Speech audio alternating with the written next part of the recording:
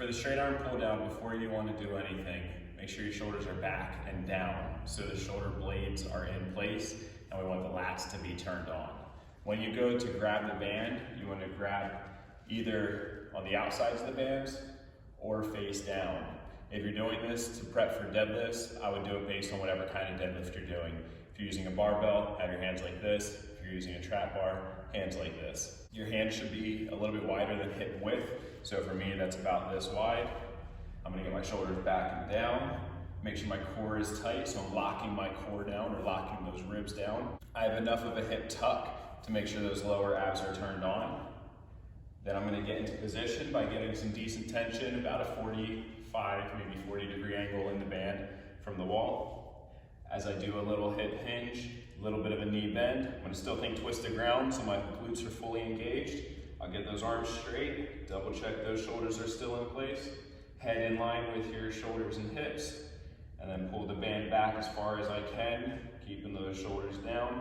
Bring my hands up. This is when the shoulders usually want to break, so make sure you keep those shoulders down as you go up. Go slow if you have to. As you can see, my elbows brought a little bit of an elbow bend in there. That's okay, as long as you're not bending them more as you go down. So you don't want to turn it into this or this. So make sure those arms stay nice and straight.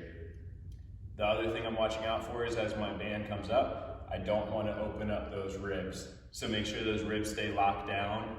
The hips are hinged with the lower abs engaged.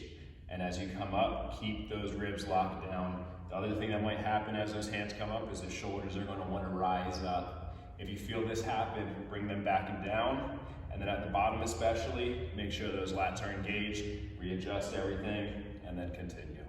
Anytime we're in a hinged position, our back should be as flat as possible. We want to avoid building tension in our lower back. So if as you're doing this exercise, you feel tension building in your lower back, it's probably because you have an arch.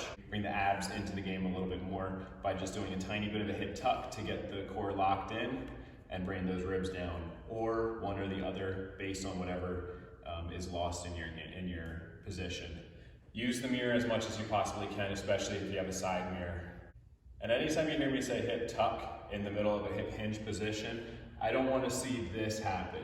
That's a rounded back. I just want to see enough to where the lower abs are engaged, but you still have that nice flat back position.